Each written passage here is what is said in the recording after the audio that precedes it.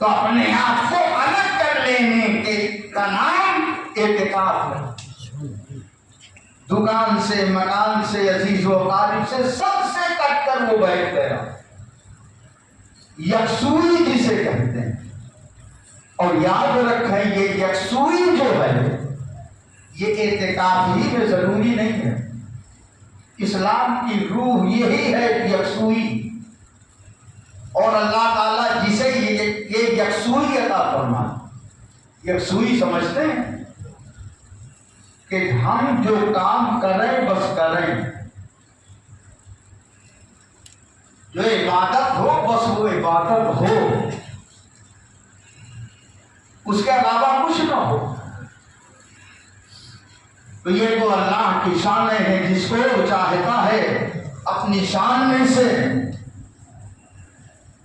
وہ جھلک عطا فرما دیتا ہے۔ نماز میں بھی یکسوئی چاہیے، ہر عبادت میں یکسوئی چاہیے، اور جب یکسوئی حاصل ہو جاتی ہے تمام طرف سے کٹ کر اس کی جانب بندہ متوجہ ہوتا ہے، تو آپ جانتے ہو اس کا نتیجہ کیا نکلتا ہے؟ اس کا نتیجہ پھر یہ نکلتا ہے،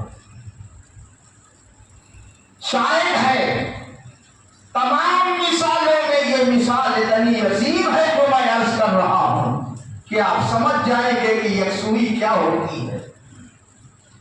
مولائے کائنات کو تیر لگا، یہ بہت آپ نے سنا ہوگا، جان میں تیر لگ گیا، جہاد میں تھے،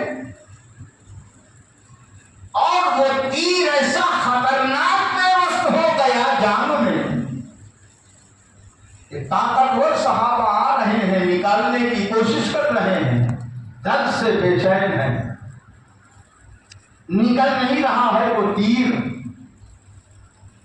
آقائے کائنات تک بات پہنچی، یا رسول اللہ علی پریشان ہے، ایسا تیر پیوست ہوا ہے کہ ہم نے رات چاہا کے نکال لے لیکن نکل نہیں رہا ہے۔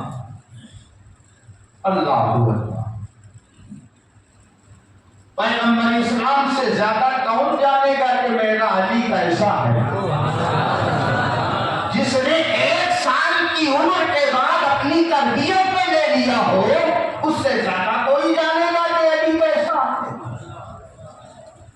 کہا کوشش نہ کرو اس طرح، علی سے کہو کہ نماز کے لیے کھڑے ہو جائیں۔